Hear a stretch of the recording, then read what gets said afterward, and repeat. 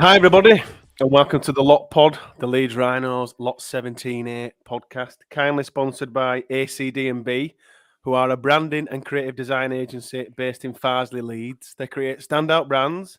So if any companies out there need a brand new logo or a brand refresh, just get in touch with ACD&B. I'd like to thank them, as always, for supporting us, for sponsoring us, not only with the podcast, but they are the people behind the fanzine. The second issue of the Lot 17A fanzine is coming along nicely. Thanks, everybody, for your contributions. We do have space for one or two more contributions for the second issue. So if you are interested, just send us an article to lot17a@outlook.com. This is the Lot Pod, but it's not a Leeds Rhinos based podcast for a change. It is the Super League preview show. Joining me as always, right-hand man, our amazing Statman Reese. How are you, mate? Yeah, very good, thank you. Very good. As we record this, it is Sunday, but Reese, it's not just any old Sunday, is it, my friend? Super Bowl Sunday. It is Super Bowl Sunday. You are, of course, a massive NFL fan. I've got two questions. Who's going to win it? Are you staying awake to watch it? And have you booked tomorrow off work? Yes, I will be watching it. Sorry, I've done that the wrong way. But second question, yes, I will be watching it. Unfortunately, I was meant to go to some friends tonight to watch it and have chicken wings and a lot to drink. But work is a bit too busy at the moment, so I'm not taking tomorrow off. In terms of who I want to win, I don't want either team to win, to be honest, because I don't like the Chiefs. Call the whole thing off. Yeah, the Chiefs knocked out Jacksonville in the playoffs, and Patrick Mahomes has so much smoke blown up his arse. It's incredible. Like, there's loads of good of a quarterbacks in the league, but if Mahomes does it, it's the best thing in the world. If another quarterback does it, there's nothing about it. So that annoys me. And then the Eagles, I just passionately hate. They might be the worst fan base in the league. So it's the lesser of two evils. So I haven't heard a question. Go on. Why are you watching it? I honestly, I'm not quite sure. Nessa asked me that earlier, and I still haven't come up with an answer. When I come up with one, I'll let you know. That's fine. I think the Eagles will win. I think they will. That's just my pure, uneducated guess. I think the Eagles will win. So this is our Super League preview show. Myself and Reese are Leeds fans, but we've also got two opposition fans on. Who are they, Reese? Well, the reason why we got other people on it was so that our delusions didn't spread too far through the predictions and hatred. So we're joined by our friend at Six Again. We've got Bri, and we've also got Jono from the Red Robin podcast, from the Hull KR podcast as well. So I'll bring them in now. Evening, gents. Evening. Good evening, gentlemen. How are we all? I'm intrigued to see what delusions we're going to see from you two this evening, because with those that listen to the Lot Pod, Bri, you've been on a couple of times. I know, Jono, you've had Lottie on your podcast quite a few times, but Lottie's delusions know no bounds. So I'm interested to see if it's a shared thing amongst other podcast hosts or Twitter Rugby League pages. So I'm really looking forward to this. Welcome along, chaps. Bri, you run the amazing Six Again Twitter feed. Always wax lyrical about that. So please do feel free, and implore you to follow Brian's account on Twitter. Does some amazing work. And I've said loads of times that one of the massive inspirations for this podcast was Jono and the Red Robin podcast. So go ahead and give Jono a follow and a listen as well over there.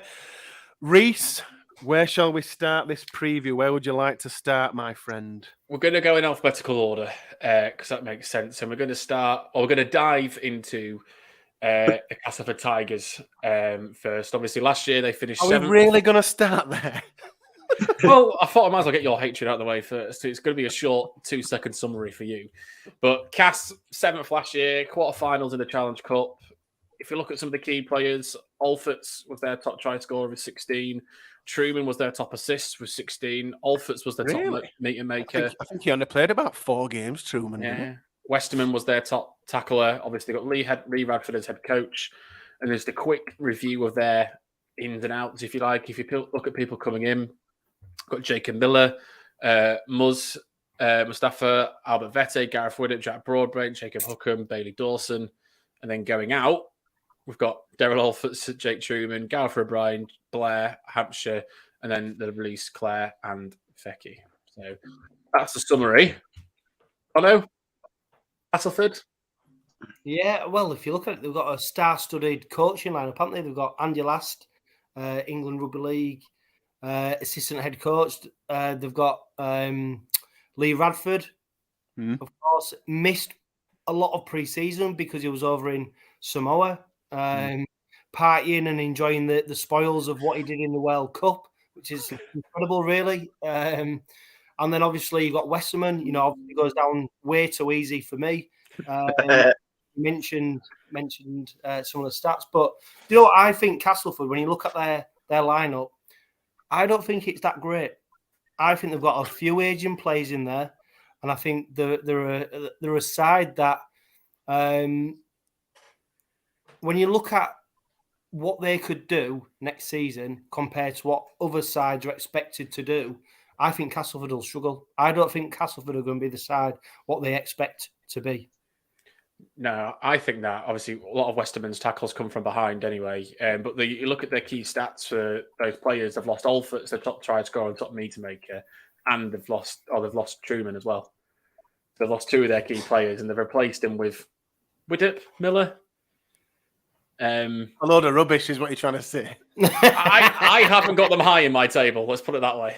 Yeah. I mean, we know what you're going to say. I think we should leave you to last, Lottie, because. We know what you're going to say. Bri, do you agree with Jono? I agree with both of us. Yeah, you look at what they have brought in to what they've lost, as you say. But if you lose your top try scorer, your top assist, you need to replace them, and they're not giving Jason Garigari a bite. I don't think, and I think they're sticking with Greg Eden, and I don't think Eden's the one to replace Alfords. So I think they are weaker. I think that's the best word for it, really. I think they're weaker.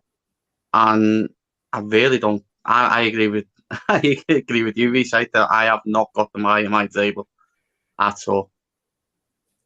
Go on then, Lottie. 5-second summary. This might surprise people, but I'm going to back them to win the grand final. I think they'll go all the way. I think they'll. I think, and I've said this before, but it's the worst Castleford side. I think they've got about 68 players in that first team. And it's the worst Castleford side in Super League history, I think. I think it's so poor. I think it were bad enough with Jake Truman, even though he's got a broken back and can play 4 games a year. And I agree that I've said before that I am a Lee Radford fan. I genuinely am. I think back-to-back cups at Hull, Castleford can only dream of. They should be thankful that they've got him, is what I'm saying. So I do think he is a good coach, but for the squad he's got, it's diabolical, and they're not going to do anything this year at all. Not one thing. Quite polite, I thought there. That was. I thought you were just going to say it's a dump, and that's literally. Oh yeah. What I was going to say. Oh, we asking me about the town. So when it comes to predictions, then we're gonna try and keep this short and sweet per team, unless there's some interesting points raised. Otherwise, we will be keeping Jono and Bri here for about 2 hours, if not longer. In my league table, I've got Cat in 10th. That's where I've got mine. Bri, you've got them at 10th. And they're lucky to be 10. Lucky to be 10, yeah. Lottie? Last, rock bottom, relegated. Last. Sorry.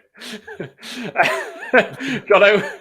Yeah, well, do you know what? I think I reckon Leigh Leopards, they'll be looking at them and going, we could finish above them. Definitely. With what we've got, if we can beat them twice, Definitely. And I think that Castleford, I don't think they'll get relegated. Of course I don't. But I think Leigh will look at them and go, if we can finish above Castleford, we're done. We're all right with that. Yeah. Use them as the benchmark. Yeah.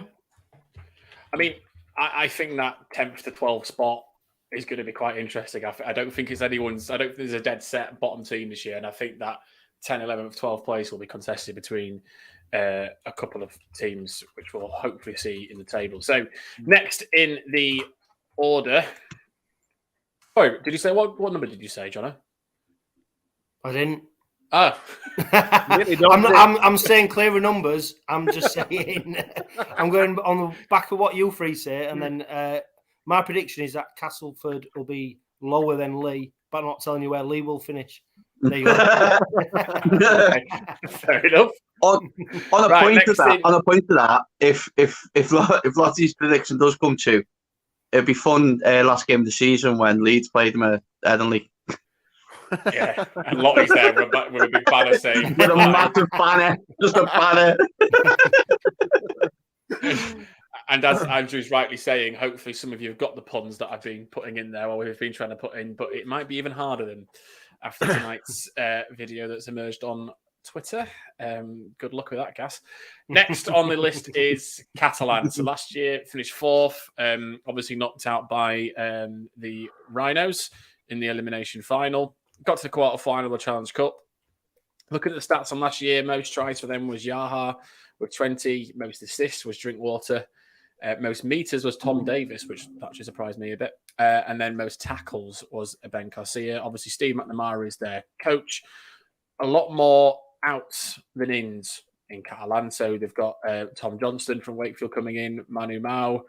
And I'm really going to be butchering some of these names, but Takiaho from Sydney, and then Roman Navarrete from Toulouse, but they've lost. Warrington seem to have decided that they like Catalan's model, so they've signed Cassiano, Dudson and Drinkwater. Joe Chan's gone, Farray's gone, Julian's gone, Kaz has gone, Lecam, Franco and Napa have all been released. I'm glad to see the back of Napa, to be honest. And Sammy Sony Lange has gone to Wakefield. Bri, I'll come to you first on this one, on Catalan. What's your thoughts on them? See, this is quite similar to Carson. They've lost try scored and an assist, and I think Drinkwater's a big loss. Don't think he's the best half, but I think he's a big loss. I remember going when he was his first into Catalan when he won the Challenge Cup final, and I was there, and Vigo got man the match, and I don't know how, because Drinkwater just shepherded them down the park. Yeah, but I think they're going to start slow because there's no Tompkins. Because I think the plan is Morg is to replace Drinkwater. But then Morg might have to go to fullback. I know they've got May, but I think that's where they're gonna start slow. But then I think they'll come along, and losing Yaha might be a blessing in disguise because they had Johnson and Davis as well. So it might have just released a headache, shall we say. But I think they won't be as strong as they normally are. But I still think they'll make the playoffs. I'm questioning my own thing here. Have they lost? Yeah, they haven't lost Yaha. No, he's got injured in pre-season. Oh, he's injured. Yeah. Oh, sorry. Right. Fair enough. Sorry. Yeah. I think they've lost a lot of size in the pack, haven't they? And they haven't really replaced it back. I mean, they've lost Cassiano and Dudson. You know, they've lost two props that I can't really see what the place. Obviously, they've got Takiaho coming in. Jono, what's your thoughts on Catalan this year?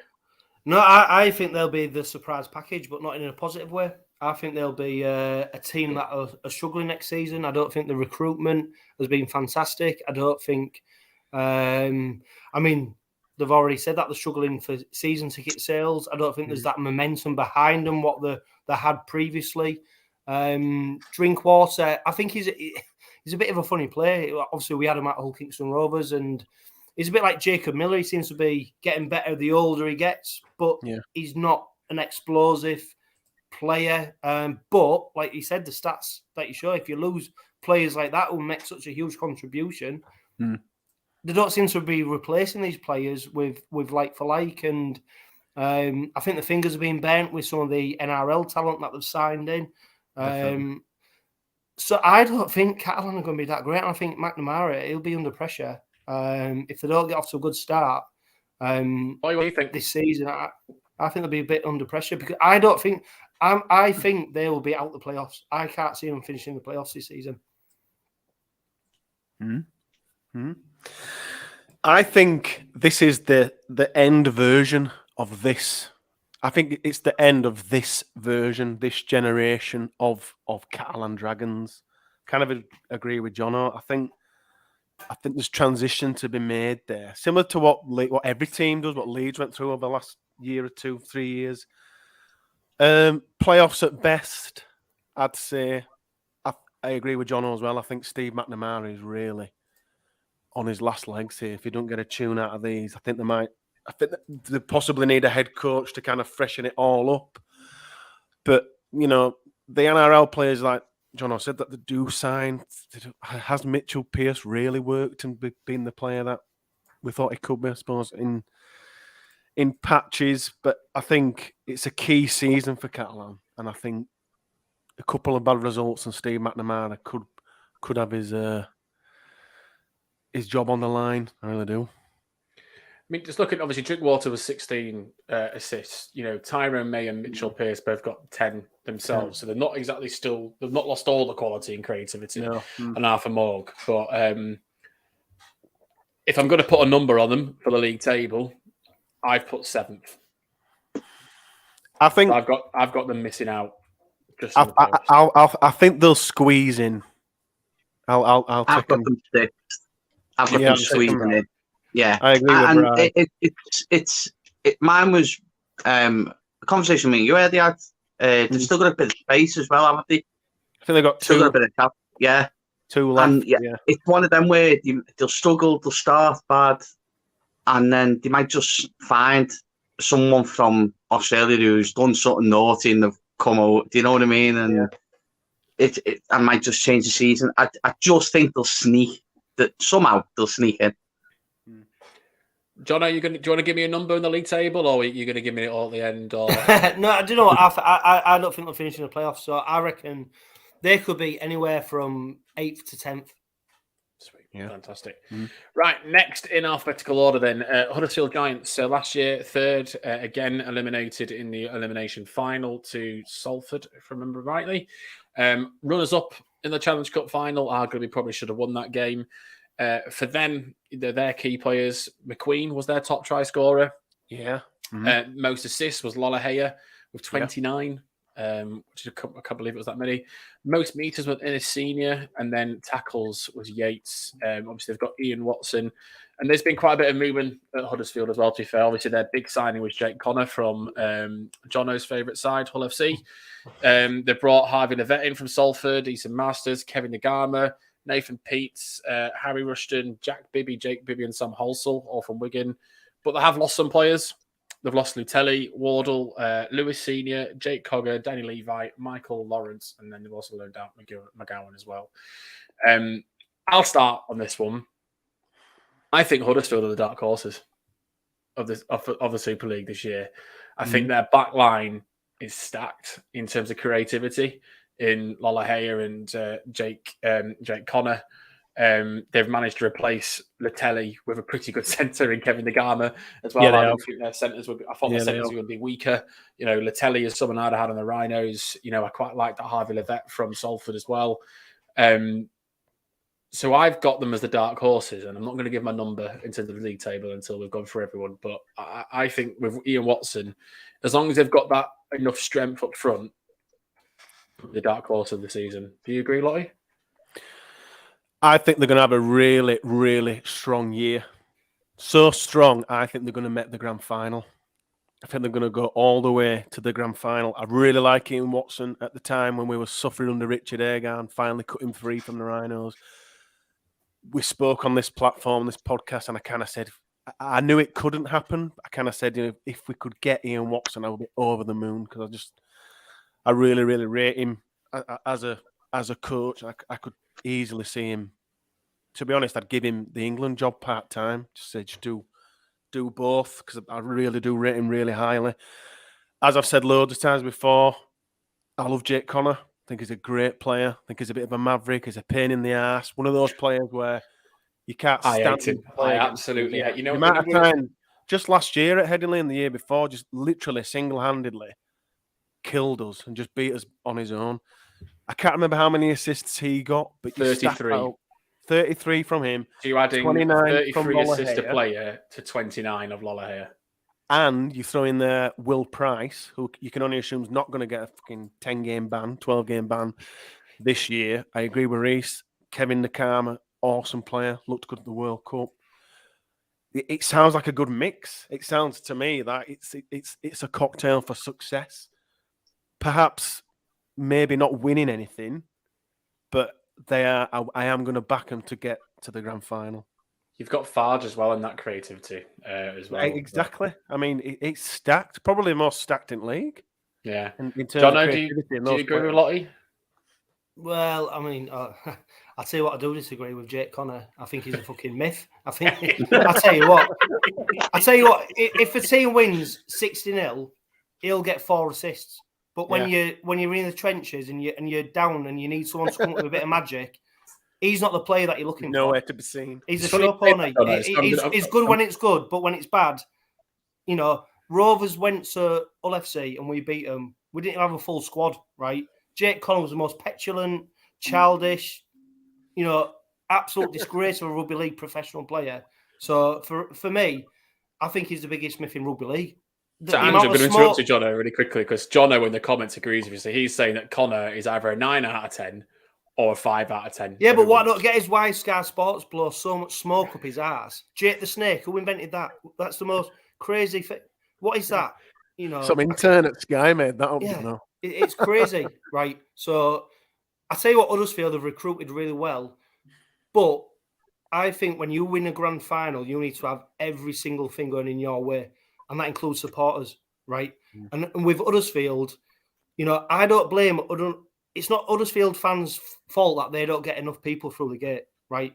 The blokes who stand ringing the bells, fair play to them because they're doing it for their team. But I think if you're going to be in the grand final and you want to win it, you need supporters, players, coaching staff. You need everything going in your way. You need it all together. And I just think the one thing that lets Huddersfield down is they don't have that almost unity between the Huddersfield public to make the numbers swell, to make them all go in that direction to end up in a grand final. So I think they'll keep recruiting well on the field. Ian Watson, what a fantastic coach. I tell you what, most Super League teams, like you said, would love to have him. But I just don't think they've got all the pieces of the jigsaw to make them in that grand final to be there. And I think they'll challenge. I think they'll probably end up in the semi-finals. Will they then go that next step and do it? I don't think they will. But I think that they're going to be a very strong opposition. And they, on their day, they're going to be, if they're on the metal, they could beat anybody. Easy, yeah. Right? Yeah, everything. At the start of this pod, you said, Reece, that you don't like Patrick Mahomes because he blows so much smoke up his arse. Yeah. Jake Connor is the Patrick Mahomes of rugby league. Simple as. It's exactly what Donald says. I don't know where, don't know how. He'll throw you the 10 in 1 week, and then he'll throw you the 3 in the week after. But on the back of that, their 1-7 is so strong. They played Dewsbury today, and he played Leroy Cudjoe on the wing and left Bibby on the bench, Senior on the bench, and he had Masters and Nagama at centre, and you've got Sam Alsell as a backup as well. Yeah. Then do it. But I think they're going to have a strong season. I think they'll make the playoffs. I think they'll be high up. I just think we'll come to it later, but I think they might go far in the Challenge Cup and then lose a bit of momentum after August. And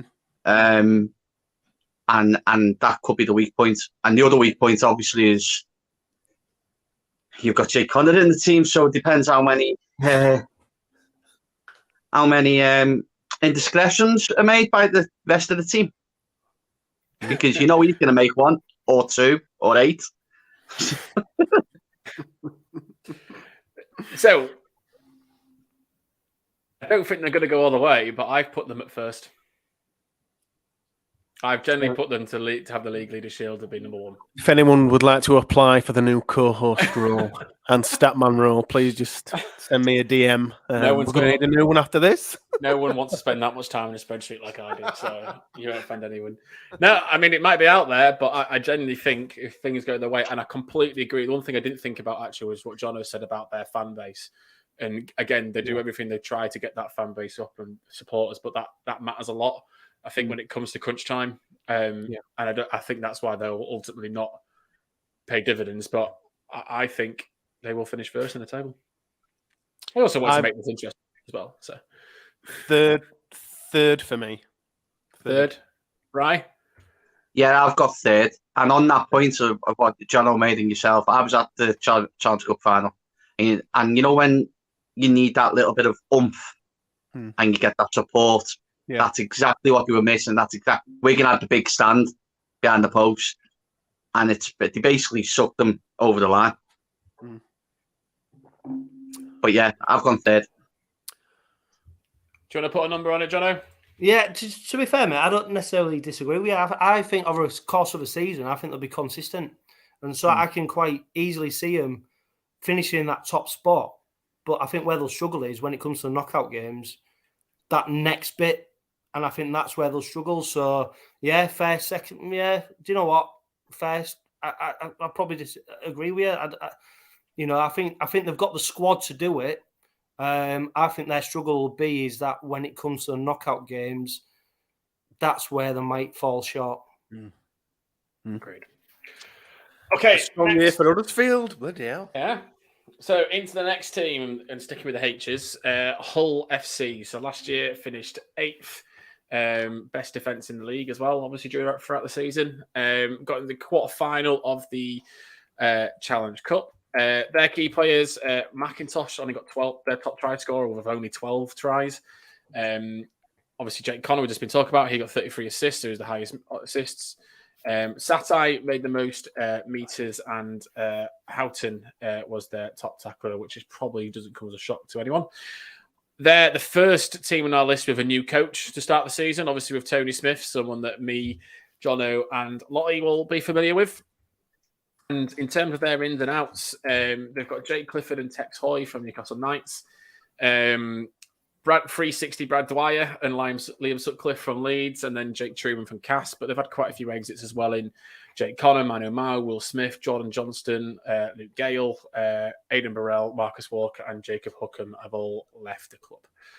Jono, I feel it's probably right for you to start off with Hull FC.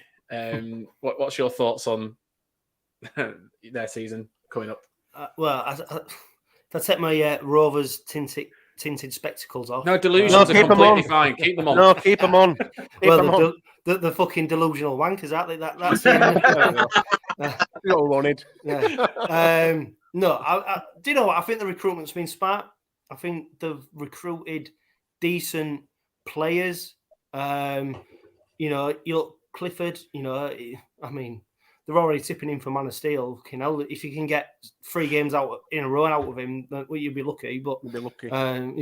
Texoy, decent player. Did he pull up many trees in the NRL?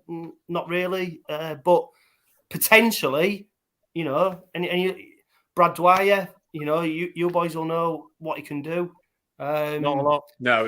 Yeah. The thing is, we didn't know what Brad was doing. That was the thing. When Brad on his day, he's great, but he didn't know what Brad was doing. So I think, if I'm honest, this is probably the team in Super League who've got the biggest question mark over them, because literally nobody knows what could happen, and it hates me. Like, it kills me to say it. If they get a roll on, they're a force. Big crowds, they can get big crowds. They can get a roll. Tony Smith, I mean, fucking maverick. If he gets it going, he can get it going. But if it goes wrong, bloody hell, it's like the biggest car crash in rugby league. So I don't know. I literally don't. I couldn't predict where they will be. All I can predict is that they'll be below Rovers. That is literally the only you predicted it. because there's such an unknown. In theory, they've got a lot going for them, but we also know when it goes wrong, it goes fucking really bad, doesn't it? So, and that is it. Next Hoy and Jake Clifford, they haven't exactly lit up by the NRL, like you said. They're playing for Knights. Knights finished 14th last year. They only won 6 out of 24 games. So, but they're quite young, and like you say, if it clicks for them, they've got the potential. And it clicks for them with Tony. It could be doing it. In the comments here, Steve Bucknell, I believe, is one of your followers, Jono. He's saying that he might be one of the first coaches to be sacked. No, I guarantee what. I'll tell you why he won't be. Adam Pearson can't afford to sack him. I don't know where Hull FC get the money from, but they will not be able to sack him to pay him off. They've already look how many coaches they've sacked and had to pay contracts off early. They will not be able to afford to sack him. No, I'll be there all year. Guaranteed. Lottie, what's your views on Hull this year? Tex Hoy and Jake Clifford. That is just an awesome two 80s cops, that. Isn't it? Two American 80s cops. Clifford and Hoy. Those names are absolutely wasted in rugby league. Mid-table you've just saw Hull FC's marketing campaign now, haven't you? Brilliant, yeah. Mid-table fodder. I agree with John. You don't know what you're going to get. Jake Truman's got a broken back, as I mentioned. How many games is he going to play? When he does play, I think my gran, she's had 2 knee operations. I think she can run faster than him. I don't rate him. So can they get a tune out of him? They'll be lucky to get him on the field for a start.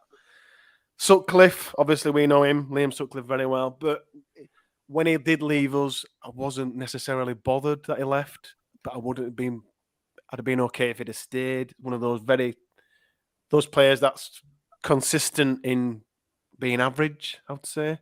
Not many highlights in his Leeds career. Played a lot of games for us. Obviously, the proof's in the pudding. Brad Dwyer is shocking.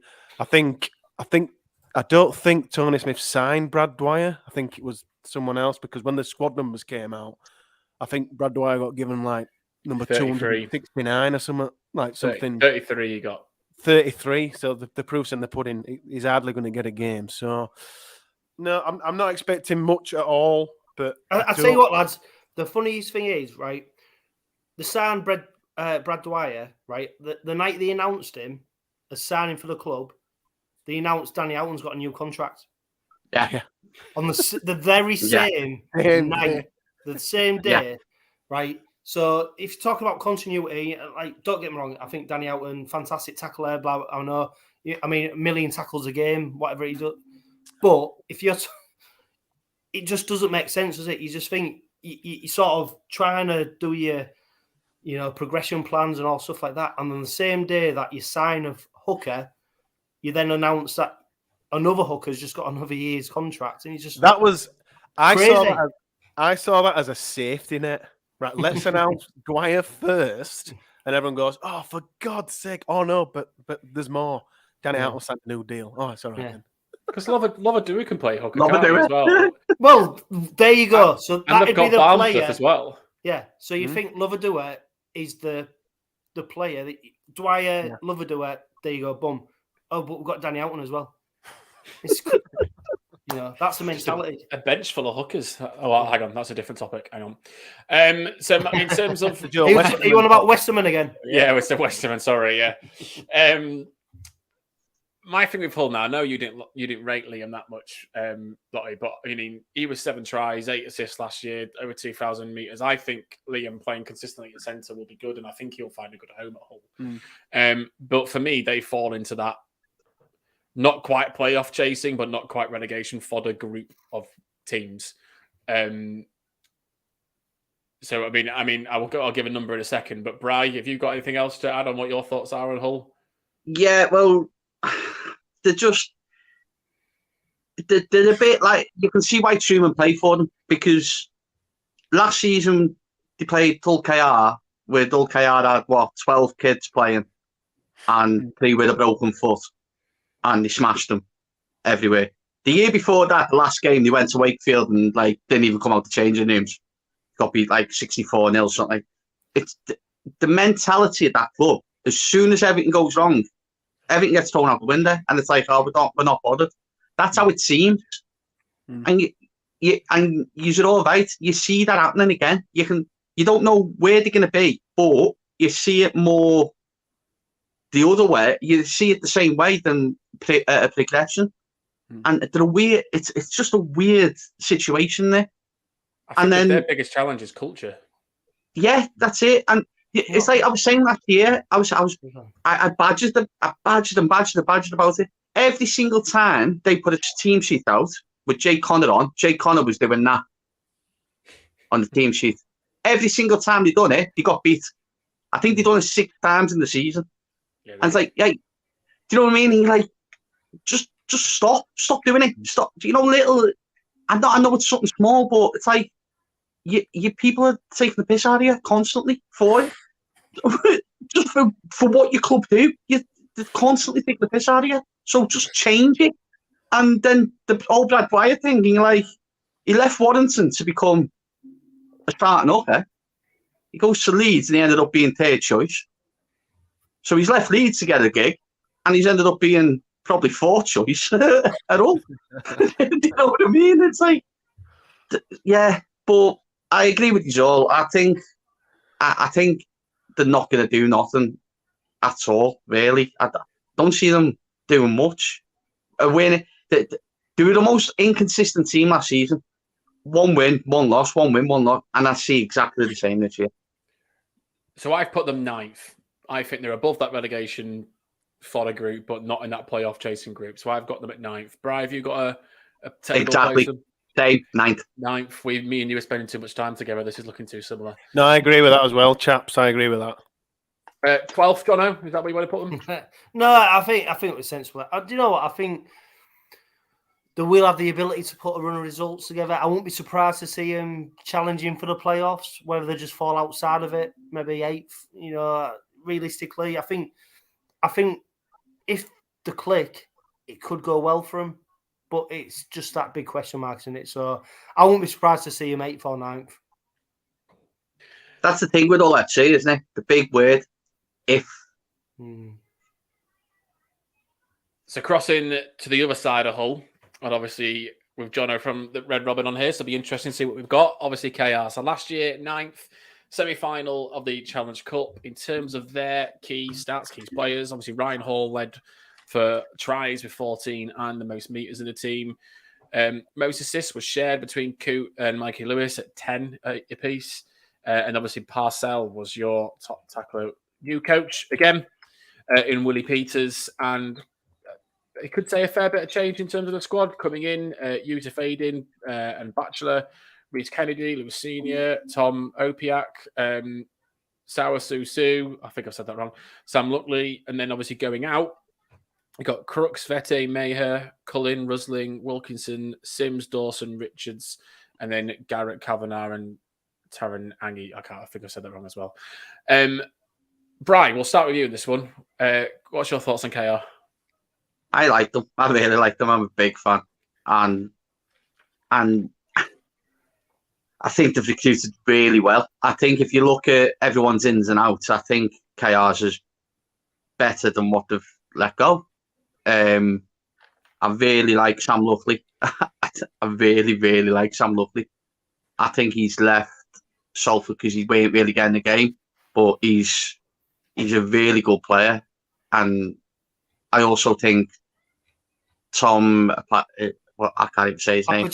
Opachik. That's him. Opachik. I got it completely wrong, didn't I? I think he's going to be class. I really do.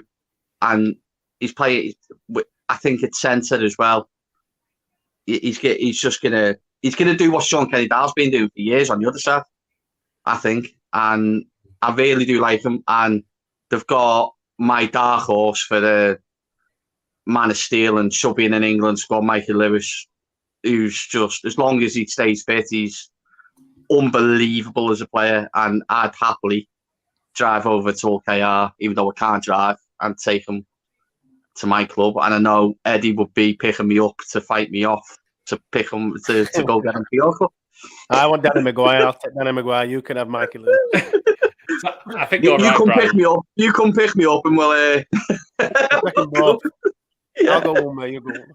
I think you're right, Brian. I think if you look at the names that have gone out and obviously names that have come in, I think, and Jono, you can tell me if I'm wrong.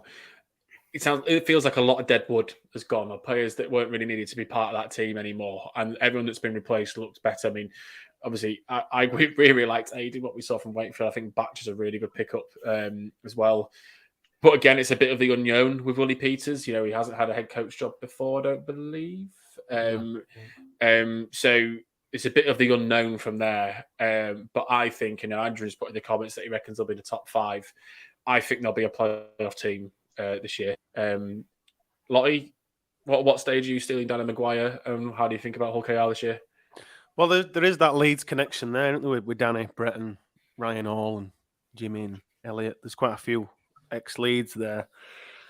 We've also got that mutual hatred of all black and white. So I've always had a soft spot for KR. They're not a side that I've any great dislike to at all, really. One of my favourite away days. What's he called, John? Tom? I forgot how you pronounce it. Opachik. Looks good. I mean, I always say on this podcast that when other rival clubs sign a player, am I jealous? Do I want him at Leeds? I was incredibly jealous.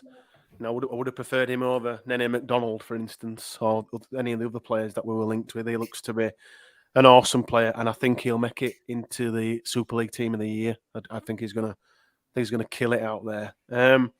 Mikey Lewis, awesome, as Bryce said. Jordan Abdul looks like a pub player, but he's actually amazing. Again, another good halfback. I'm not expecting him to make it to the playoffs as such.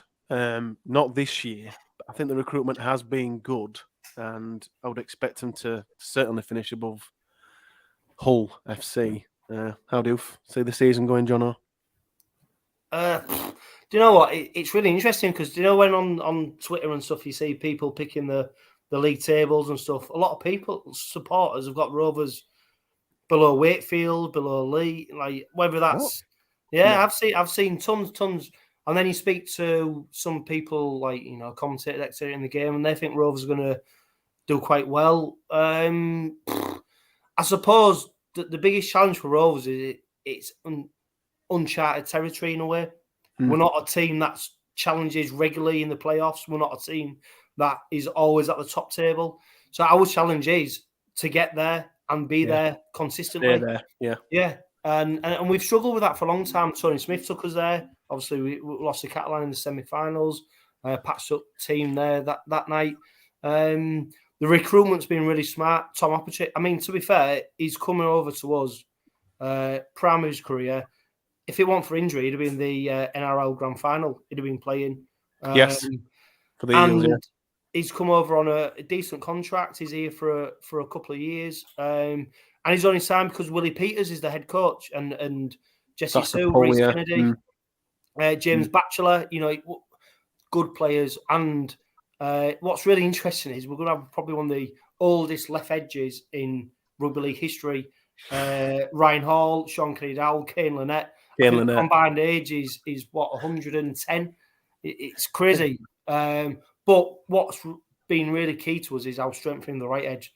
And Ethan Ryan is a player who's probably a little, people hear about him, but actually, last season he was probably one of our strongest defenders, running the ball out of attack. Now he's got Opachik with him. Our left and right edges are really strong. So it's going to be interesting. Michael Lewis's box office, he does the unpredictable stuff. He looks like he's primed to be an England international. I mean, he looks primed for me to go to the NRL. He looks like he's got enough in his locker. As long as he can go there once he's had 2 or 3 years at the Rhinos, then he can. Yeah. Well, if he's at Rovers, he ain't going to lessen his career, is he? He wants to be. When he does go to the Rhinos, the Lot Pod and the Red Robin are not going to get on, I don't think. Well, you only have to see Matty Parcell. Obviously he realised he couldn't do it at Leeds, so he come over to the. I mean, that was one of the things we talked about. One of the craziest transfers in history. Yeah. Sean Lunt for Matty Parcell. Yeah, unbelievable. But do you know what? I think we've got it all in front of us. It's up to the players, isn't it, to get over the line and do it. We're confident that we should be competing for a playoff spot. I suppose the only conundrum is that it's Willie Peters' first season, and it's one of the questions I pose to people on the podcast is this a free hit for Willie Peters? It's his first season at Rovers. Should we expect him to sort of find his feet, etc., or should we be pushing him and saying, hang on, this is the most expensive Hull Kingston Rovers side assembled in history. We've got one of the most experienced back team staff, Brett Delaney, Danny Maguire, Dave Hodgson, Willie Peters. Really, there's no free hits now. You've got to hit the ground running. It's now, yeah. So I think it's now, and I think, do you know what? I think 6th is where we're going to finish. And exactly I think what I've put. I think it'd be a roller coaster because that's all Kingston Rovers, bloody hell. But I think 6th will be where we finish. Not sure that was a delusion enough for me, Jono. I needed a top 2 at least, winning it all. Mate, but... I'm realistic. I'm realistic, and I'm not. Yeah, well, I put 6th as well. Brian, where have you got them in the table? I've got them just missing out 7th. I've got a question for Jono though. Jono, do you think this is like what Huddersfield had last year, where they had the base set up for them, they recruited smartly-ish, and then this was the year they got the coach in, who was not unknown, but it was unknown how he was going to play with the current squad. Do you think it's one of them where it, as you say, it needs to go and needs to do now, but you won't be too disappointed if it doesn't work out because you've got the core and then you can build on that? No, I disagree. I think we're too emotional. In East Hull, we're too emotional. We've got, you know what I was talking about, where like Huddersfield, you've got to get everything right. I think you've got it right. As a club, we have to a certain point, but I think for me, this season, you can't start the season slowly. You've got to hit the ground running. And I think if we get a win against Wigan, and then we go to the next game, but it is literally that's how Rovers will grow, because the crowd, the players, everything else will be going. That momentum will be growing. So for me, I don't think, you know, we're not analytical enough to go step back and go, well, do you know what? Yeah, in a year's time it'll be good. It's now. We're going now. We're going, and you know, look, at the end of the day, I genuinely think we've got to start the season running fast, and we're so emotional in East Hull that you know that's why you're either up there or you're down there. There's no in between, and I think we've been struggling for so long at the bottom. Now our expectations, and Tony Smith played a big part in that, bringing us up. It's now the next level. I think Willie Peters, I think he's under a little bit of pressure to hit the ground running. Mm-hmm. Interesting. I thought that now it's our time type of thing. Yeah, and that's probably a bit arrogant, really, to think that, isn't it? It's our time, because it's nobody's time unless you do it. But I just think we do a lot of stuff off field, raising memberships, Craven Street, you know, making it a big occasion. Well, lads, you've got to do it now on the pitch. You can't. Everything's got to click into gear. So, speaking of whose time it is, Leeds Rhinos are next on the list.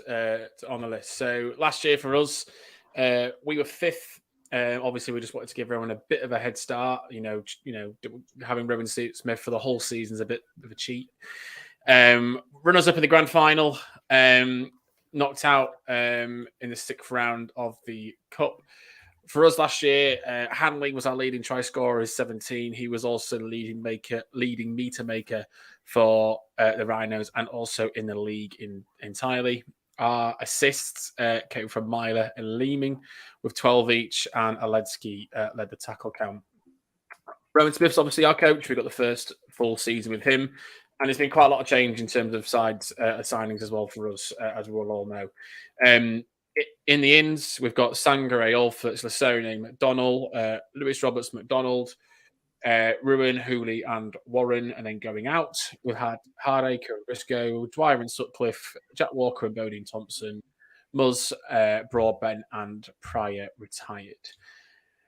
Right. What's your thoughts on the Rhinos? Again, recruits are better than what they've let go. This, you used the term before, Deadwood. That's exactly what seems to be being let go. Deadwood. And replacing, man for man, the better players. It's then just gelling them, isn't it, really? I think James McDonald's going to be the best signing that they've actually made. I just got this feeling. I really like him. Yeah, I really, really like him. When he's fit. You know, it's like well, obviously we'll get on to Warrington, but it's like Matty Nicholson for Warrington, gone under the radar, and I think that's he's going to be the key. He's going to be a key signer. I just don't know why, for some reason, but I think this year you need to go better in the league wise, because it was touch and go there. I know where he's ended up, but getting down to the last game and sneaking 2 in the last 10 minutes to the playoffs was.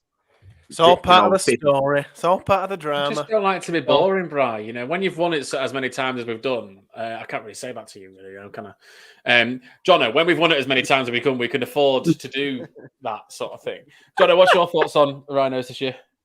I still think you're having a hangover from the Peacock era, Maguire era. You know, you're still in that sort of bubble of you think you're a big club, but actually you're falling away quite a lot. You know, so I think last season, like, you couldn't, I guarantee you that you wouldn't have expected to be in the grand final.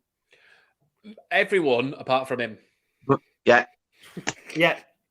So honestly, you wouldn't, because it also, if you look when Ryan Smith took over, where you was, right, you was fighting relegation almost. 11th. Yeah. So, right. So let's put it into perspective. You've done well. You've sort of punched above your weight for last season. So realistically, where do you think you're going to be this season? Well, we'll go on that one. Tony in the comments is saying in first place, so clearly he's been reading from the book of Lottie's Delusions. I've got a couple of, I think for the main thing for me for the Rhinos this year, and obviously we're going to do our deep dive preview later on this week, so I won't go into it too much detail. But from our perspective, we had the rise from Rowan. We had the quick turnaround. You've got to ride that wave and continue it now. So I think that's the first biggest challenge for the Rhinos. We saw such an impressive turnaround, but you've got to follow that through. We can't afford to have slow starts again. So I suppose my question is then, do you think the recruitment has then accelerated you on? Is the recruitment pushing you on to that next step? I think so in every department except from centre. I think our props are much bigger. We've got a much bigger pack. We've got some really good youngsters. I really like the strategy of recruiting from the Championship. My worry is centre. Now, obviously, we've got the best centre and probably one of the best rugby league players in the country, if not one of the best in the game, in Harry Newman. But his fitness is the biggest problem. But then we've got McDonald, who hasn't played any games in pre-season yet. We've got rid of Sutcliffe and Hardacre, who are backup centres. So versatility is going to be key. So I'm a bit worried at our weakness at centre at the moment. I don't know what you think, Lottie, in terms of Jono's questions. I think we're going to finish first, win the league, win the cup, win the grand final, win the Champions League. Yeah, the Champions League, FA Cup, Bundesliga. Reese mentions there that the centre positions are particularly a weak spot. For me, I think we're okay there because of the versatility that Rowan's kind of shown through pre-season. And again, like Reece says, we aren't going to jump on this because it's not particularly a lot pod Leeds Rhinos preview, because we're going to do a separate Rhinos preview with Rob Oates later in the week before the first game against Warrington.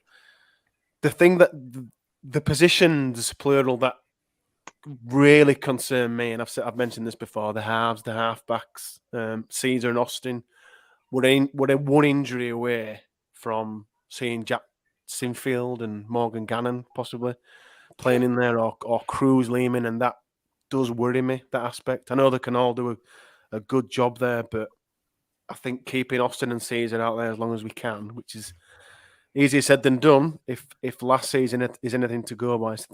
That's the position I'm really concerned about, because I think it becomes key to how Rowan plays and how we connect, as it does every side.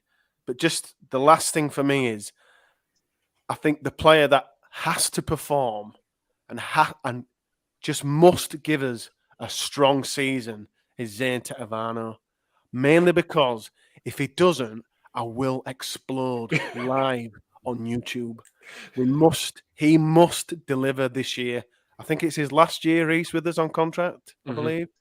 So it has to go out with a bang. You know, we've got Rowan here now.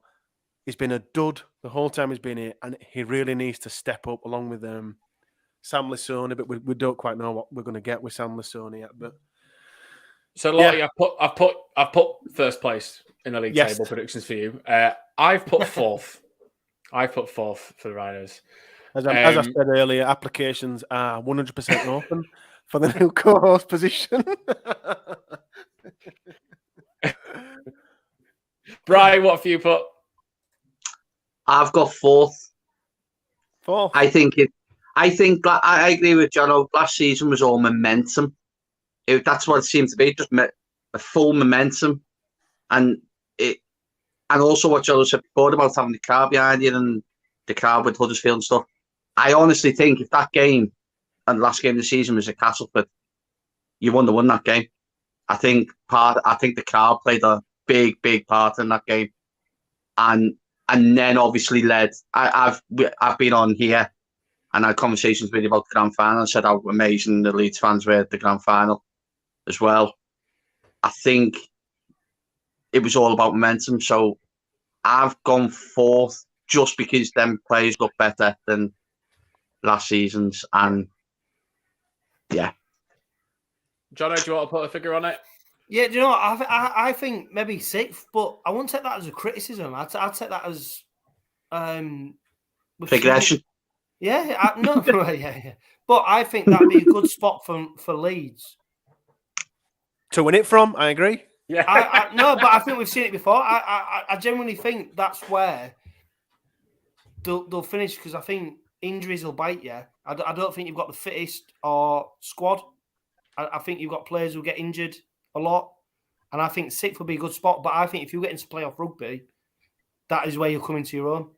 And I think sixth will be probably a spot where I don't think you'll have the strongest season, but I think if you get that sixth spot, that's where you come into your own. That's when the Great White starts baring its teeth. A playoff rugby. Speaking of animals, we're on to the Leopards next. Now, obviously, Leigh promoted from the Championship last year. They got to the sixth round of the Challenge Cup. Because there isn't much money in rugby league, there are no stats from the Championship, so I can't give you any stats from last year. But what I can tell you is that they have the worst kits ever created in sport in humankind. Correct. AJ Lamb is their coach, and in terms of the ins, they've got Briscoe and Hardacre in from Leeds. They have signed, five players from Warrington. In Davis, Jacob Gannon, obviously Morgan's brother, I believe, Oliver Holmes, Rob Mulhern, and Jack Hughes. But Ricky Natalian, Gareth O'Brien, Nathan Wild, and another player that Leeds are familiar with in Ava Suamangafai. Fangy? Is that right? I'm really bad with names. Suamangafai. That one. Going out, we've got, we might not know a lot of these names, but Sidlow, Stone, Ione, Inago, Lewis Roberts, McDonald, Dixon, Hitchcox, Inu, and Akins. Lottie, we'll start with you on Leigh. Well, the disgusting kit aside, which we're all well aware of, it is disgusting, both of them, for the fact. Zach Hardacre for Leeds last year was awesome. Key player in that run. It kind of came hand in hand with Rowan. Both arrived at a very, very similar time, if not the same time, if memory serves me right. And he was awesome. He was one of those players in that Castleford game that Bry touched on, created the two breaks, should have scored from the first one, but we didn't, then scored from the second one. Seas went in. Probably man of the match for Leeds in the grand final, with anyone really trying to perform and create something. Obviously, it didn't work out, but I'm expecting him to have a solid year for Leigh. I like Edwin Ipape, the hooker. Again, Jono said earlier about Man of Steel. It looks like Ipape is going to be up there with a chance. And again, a player that I would really like to see at Leeds. And interesting to see Ava back as well, because when he did play for Leeds, he was really good. He was solid, 7, 8 out of 10 every week, won the Challenge Cup with us. So, and I believe he's only 29. I thought he was slightly older, maybe 28, 29. So he's still going to have a lot in his legs. I think the recruitment side of things, some a bit hit and miss, really. Like recruitment across the league, I suppose you could say. And you've got proven winners there. Tom Briscoe, he's solid. I know his back end of his Leeds career fell off, but for a club like Leigh, he will get a couple of tries. So I am expecting him they won't get relegated. There's no way that there's not a cat and else chance. I know I said Cass, and I was sort of tongue in cheek with Cass, but Leigh will not be relegated. That I can be adamant. Yeah, I agree. I think they've made some good signings. And now, if they play Tom Briscoe at centre, they'll learn a couple of lessons about playing him at centre. If they've watched anything of the last 2 years, play Tom Briscoe on the wing if you're going to do well. I think Zach's a big thing for them, although the M62 might struggle him a bit too much. I'm sure that big wage packet helped that. Might do, yeah. And also, we can't forget about the fact that the kit will send them into a dizzy fit halfway through the game. But they're certainly not the worst team in the league. I don't think they'll be relegated this year. Bride, do you agree? Yeah, I agree that they won't get relegated. I think they're going to struggle at the start, though, because they've just lost Mella. He's got injured. Yeah. Yes. And as much as Ben Reynolds is an able deputy, he's not Super League. He's not Super League at all. Whereas Joe Mellor, there was actually word that he might go to Saints last year when Dodd got injured. So, yeah, you see the type of caliber of player he could have been, and he could have had Super League experience. But he is really good, Joe Mellor. Yeah, so some of the signings are good, but then you look at Gareth O'Brien, can he stay fit? And then like Matt Davis and Jack Hughes, they weren't pulling up trees last season, but they have got some good players. They've got some really, really good players, and especially like as we said, Pape. But yeah, I don't think they'll finish bottom.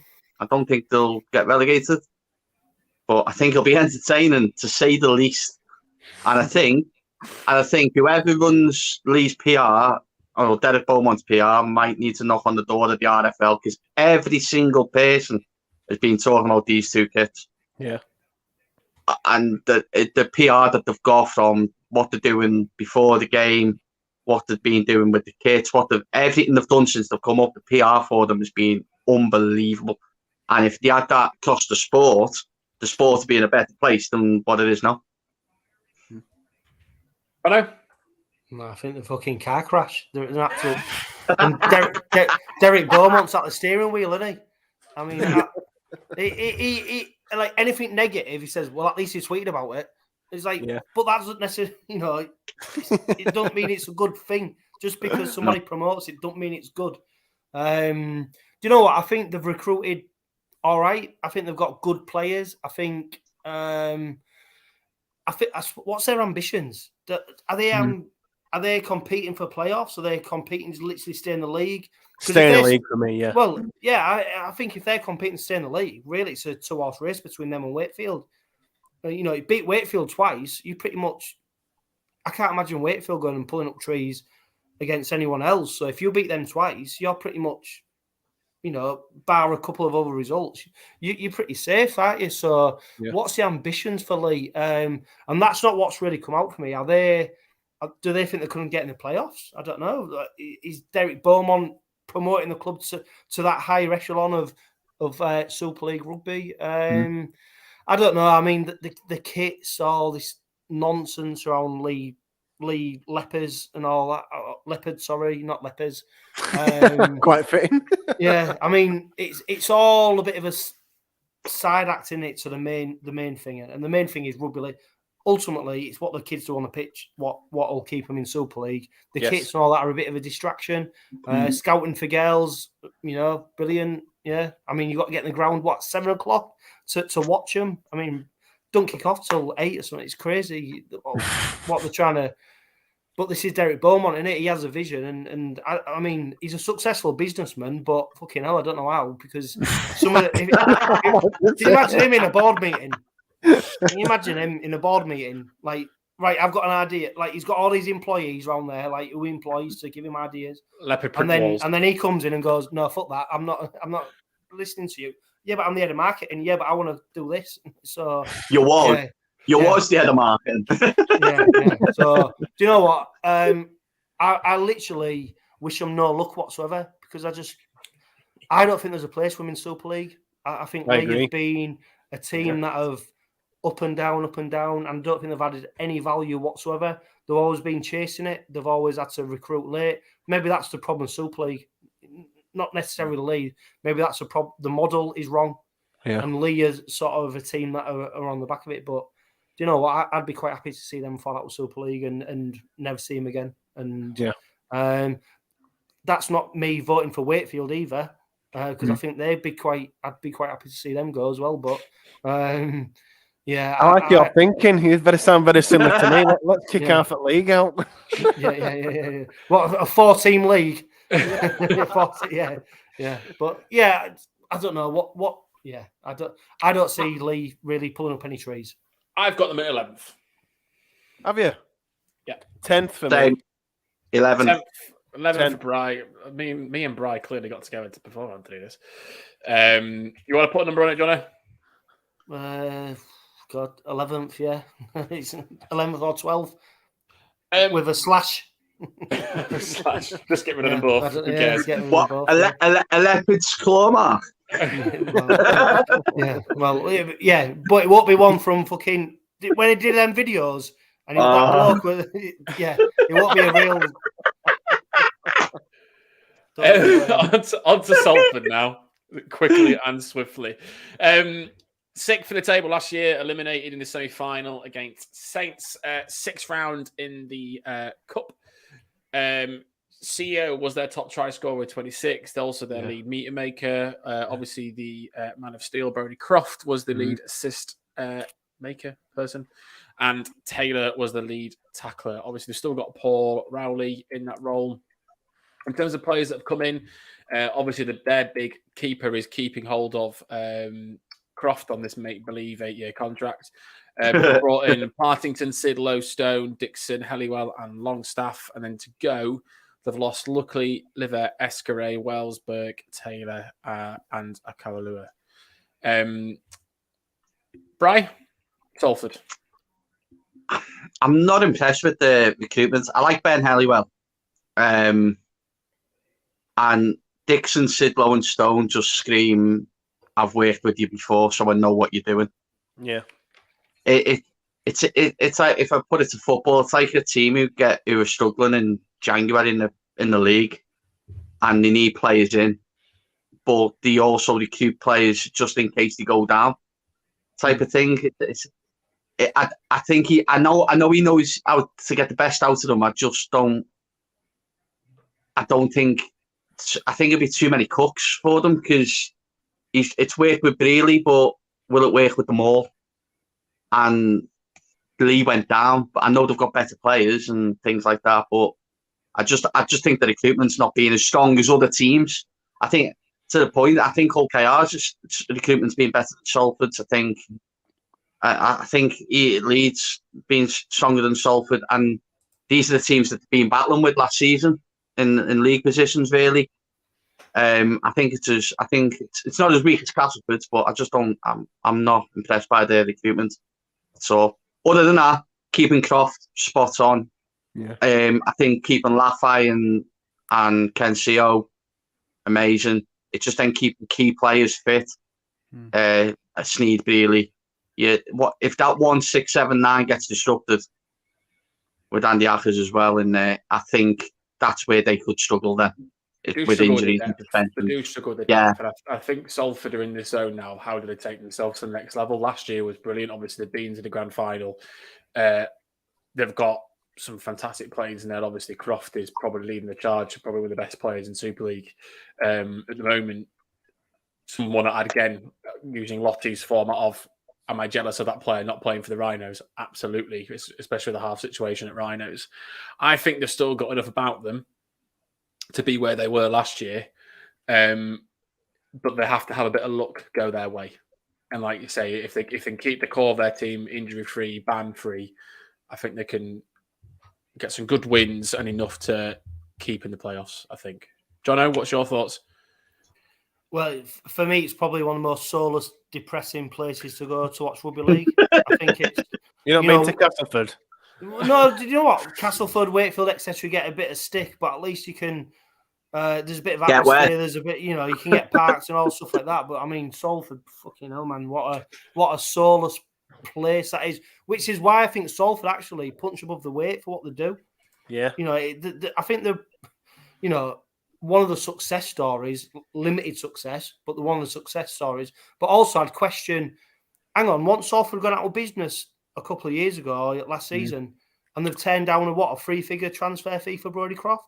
So hang on, where's the business model here? Signed him to an 8-year deal. Someone's going to give you 100 grand, 200 grand, and then now you're turning it down, yet your club's going out of business. I don't know. I mean, Salford, they're a bit of an anomaly for me, but I think on the pitch, do you know what they do really well? I think they do well for what they've got. They're relying on a few older heads. You know, Ken Seo still knocking around, and really interestingly, you know, Paul Rowley seems to have come in and reinvigorated them. Can they carry that on to the next season? You know, the second season syndrome. But they're always there or thereabout, aren't they? And seem to get results. So, do you know what? I don't think they're in danger of relegation. I don't think they're in danger of challenging for the playoffs. So I think they'll be there or thereabouts, and they'll probably pull off a few results during the season. But I think they'll be comfortably in Super League next season. I think they punched above their weight last year, but the way that Paul Rowley got on playing, I'd like to see more of that this year because I thought they were a really entertaining side. Have you got to think as well, in that playoff semi against Saints, what was it? Morgan Knowles should have been sent off for a start. He should have won. Salford should have won the Morgan game. Knowles should have been sent off, and then, am I right in saying, Brian, there were a dodgy try or something towards the end? Yeah. So you think... But even... You think about you say Morgan Knowles should be sent off. Yeah, he should. But even without that sending off, they still should have won. Yeah. So they still should have won the game. So they clearly, but then they can play some good footy. But then, like Jono says, can they repeat that again now? Have sides kind of figured out how they play? They've got some great players. Brodie Croft, probably best half in the league. Callum Watkins were banging form, played well for England. Tim Laffey were amazing for Samoa. If they can continue that, I think they've got a good basis. I think they've got a good chance of maybe the playoffs, maybe an outside chance. We'll see. But I think the key here is Brodie Croft, because just keeping him in Super League is a big deal for the whole league, because he is an awesome player. I think the 8-year deal is. It's neither here nor there. Yeah, as soon as an NRL side comes in, he will, legitimately will. I think the 8-year deal is just guaranteed transfer fee, isn't it? Yeah, you've basically got to buy him if you want to sign him. You've got to buy him. It's going to cost a fortune to get him out. If they finish in the playoffs, it's going to be triple what they got offered this year. They finish 9th to 10th. It's going to be double what they got offered this year. That's basically the deal. Yeah. Just that safety net, yeah. And if Brodie Croft gets homesick, he's off anyway. So, he's off anyway. So it's a bit of an anomaly, really. I've got them at 5th. Ooh. Where did I put 7th? them? 7th. I've got them 7th. 8th. 8th? Oh. Yeah. Oh, no, I don't think you put them in a post, would you? I tell you what, I'm closer to 8th than 5th. 8th. Yeah. 8th. And moving on to St. Helens, unfortunately. Obviously, League Leader Shield winners, grand final winners, semi-final in the Cup. Obviously, for their stats, Makinson, no surprises, their most tries and the highest meter maker. The person with the most assists was Wellesby with 27, and then Batchelor was their leading tackle. Our third team on the list with a new coach in Paul Wellens, and not a lot of recruitment activity, really. They've brought in T. Ritson and Wesley Bruins. They've lost Regan Grace, Josh Shim, Aaron Smith, Kyle Amor, Tom Nisbet, and Archer, and a name that I am not even going to begin to pronounce. Aside from us not wanting them to win again, because I think it doesn't help the Super League sport in general, and plus I'm sick of them winning anyway. Jono, how do you think Saints will go this year? They're going to be there or thereabouts, aren't they? Obviously, I don't think anyone's tipped them to be the league leaders, which means that they're going to lose a few games if they're not going to be the league leaders. I think this Australia trip, it's a bit of a vanity project. I think it's good for the sport. I think it's good for the game. I suppose what's the knock-on effect when they come back for them? We saw when Hull FC went and played Wigan over in Australia, they had a big hangover from that. But what you suggest is that St Helens are good enough to ride that out. And how can you discount them? They are clearly the best team in Super League, and they've done that on a consistent basis. So how can you discount them from being the grand final? I still think they will be in the grand final. Will they win it? Depends who they're playing against. But, you can't discount a team that has consistently done it over a number of years. And what they do really well is with players, when one player gets injured, all of a sudden this kid comes from the academy and takes his place, and he's the best player in the league. Paul Wellens is the next conveyor belt coach, so what they do is really smart. And if they're not in the grand final, it means it's going to be a really bad season for them, because I think they'll have struggled. And will it be a rebuilding project for the season after that? Who knows? But I tip them to be in the grand final. I think you're right. You can't discount them at all. I kind of agree with away from the Australia thing in the World Cup Challenge, but I want that game to happen just to prove, because all we've heard for the last 3 or 4 years that we would beat NRL teams. We do well in the NRL through a team. So this is a go prove it thing. So I'm really interested in the outcome next weekend in the World Cup Challenge against Penrith. You can't discount them. There isn't a lot of change in there in reality, is there? They've still got the core, the main players. I think T. Ritson is a really dark horse, or the top leading try scorer this year. His pace is electric, his acceleration. That I saw him try in the weekend against another 80s cop. Let's be honest. Yeah, T. Ritson, yeah. But he could be the dark horse of the leading tries this year, because he does look like he's got some potential. But there's not a lot of change in terms of, and again, look at the players have got lost. It's probably that dead wood phrase again. Like, it's not a lot of really people that are really matter. So, as much as it begrudges me to say it, they will be there and thereabouts. Lottie, do you say the same through gritted teeth? No. I think what can't be overlooked on any level at all is just how key and important Christian Wolf was to this St Helens side. I think he's one of the best coaches, not just in Super League, but in the game. And I kind of said on the Loiners View podcast Twitter space that Christian Wolf will be an NRL head coach in 2023. The second an NRL head coach is sacked, he will not be sat next to Wayne Bennett at the Dolphins for long. He'll be straight in. Do you think don't you think that Wayne Bennett's basically there for the first season, and then he'll step back, and then Wolf? That's a continuation plan. That's obviously the plan, but I think the second an NRL job is there, I think they'll say, we just want Christian Wolf is the guy. I rate him that highly. I don't think he'll be an assistant. I think he'll be a head coach in NRL in 2023. It's good to see Dodd back. It's always good to see young English players playing well. Johnny Lomax, I always wax lyrical about Johnny Lomax, just not just in Super League currently, but one of the classiest players to ever play Super League. Just pure class. Jack Wellesby again, another superstar, another potential one whose potential is just off the limits. Again, it could be another one that's NRL. Spoke about Mikey Lewis. Jack Wellesby could be another one that could be going to the NRL. I do think it's diabolical that they're still rolling out James Roby on his Zimmer frame. Poor bloke, 64 years old, and yet they still insist on ploughing him with painkillers. He's still the lead tackle maker as well, probably. and rolling him out there. Just touching on the World Club Challenge, I do think Penrith are going to do them quite convincingly. But it's good that they've gone out there and played a reserve. They've beaten a reserve. What's it say here? St George side. So that's they've got that going for them. My Saints will not win anything this year. They'll win nothing. They might make the Challenge Cup final, but they won't make the grand final. That's my prediction for Saints. Bri, you don't strike me as a St Helens fan that's got the head in the clouds in terms of, and also the delusional to be fair, team fan. Sorry, just to nip in.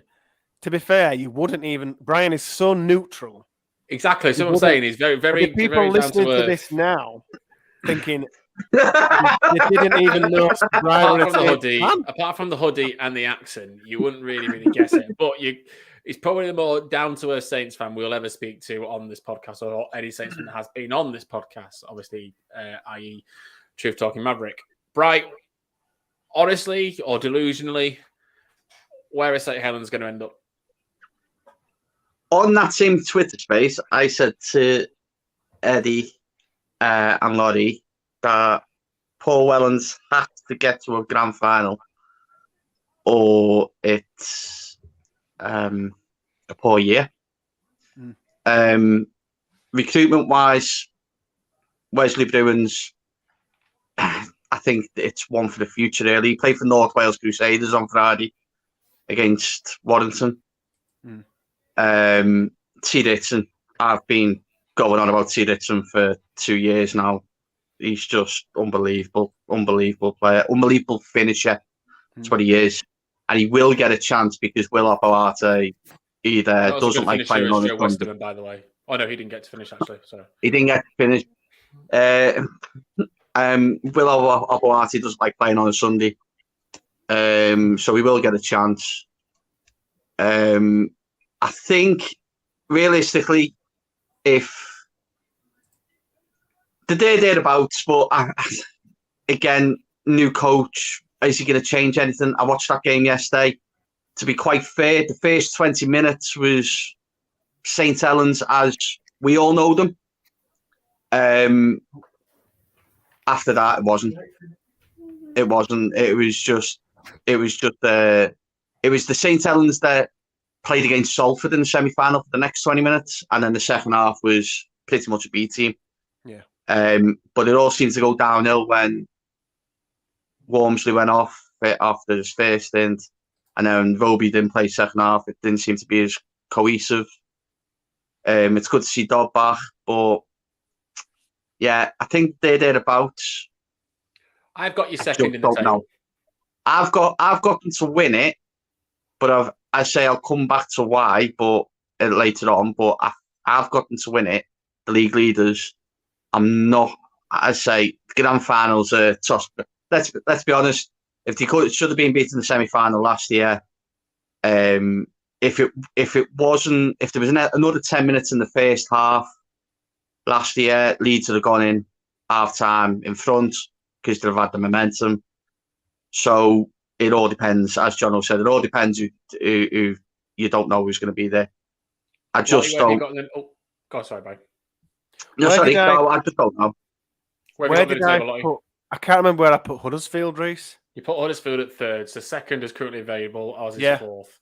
Second. Yeah, Saints second. Saints second. I know. Do you think Saints will be league leaders? You're on. Oh, sorry, Jono. Say that again. Sorry, Jono. I say it feels like one of them conversations where we say Saints are going to struggle, and then they win it. I don't know if you go on history, Saints are going to win it because who's good enough to beat them? If you look at the teams in Super, I went like that, and that went to the podcast, not actually us. But if you're realistic, if you what has been a monumental shift in the other teams to suggest that they're going to be better than St. Helens, because St. Helens have proven year on year that they're successful. So I think it's less about maybe how bad St. Helens are going to be. It's more about who's going to be better. Who's going to be better than St. Helens? And I can't put one team above St. Helens right now. So, yeah. It's certainly not the next team that's on my list to talk about, which is Wakefield Trinity Wildcats. They finished 10th last year, quarterfinals in the Challenge Cup. Lewis Murphy leaded their try scoring with 17. Jacob Miller actually got 22 assists last year, which surprised me a bit. Hall was their leading meter maker, and Ashurst was their leading tackle maker. This is the last team on the list with a new head coach in Mark Applegarth, and not a lot of activity really at Wakefield. They brought in Morgan Smith, Kevin the Vapor Proctor, Ronald Fatoni, and Sammy Sony Lange. Then going out, they've lost Aidan Batchelor, Johnston, Miller, Adibi, Walker, Mins, Fafita, and Aruna. These are my relegation favourites, gents. 12th place for me. Really? I think they've lost players. I don't think they've been able to recruit it back in. I think that Tony looks like a good player from the Roosters and he'll help their pack. But I just don't think there's a lot about them. They've lost their leading assist creative player in Miller and they haven't replaced it. I think it's quite simple, to be honest. I'm really intrigued by that new stand that they're getting built. That they've got that going for them. That looks quite interesting. I think Kevin Proctor, again, long NRL career, but is he really anything to write home about? I don't know. Simisoni Lange, solid Super League centre, very,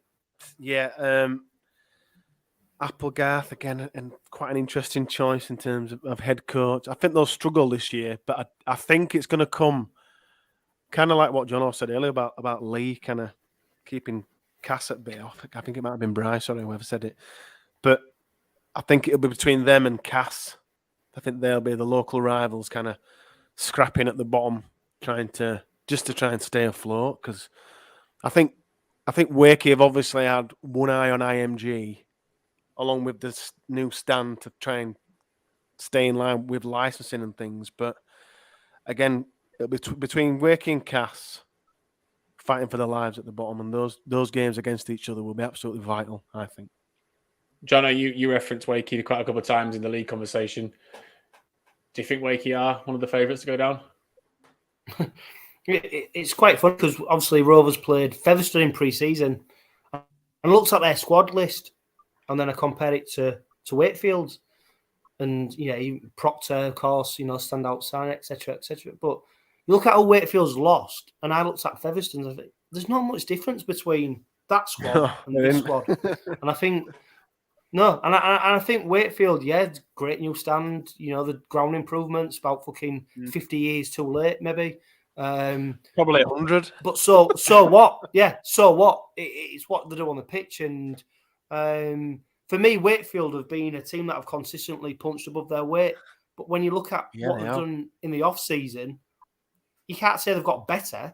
You can't say that the coach is more experienced. You can't say that the players they've brought in is better than what they've let go. So then you think, well, it's like lame. Like, are they going to? How can they be better than what they already was? And they was already struggling.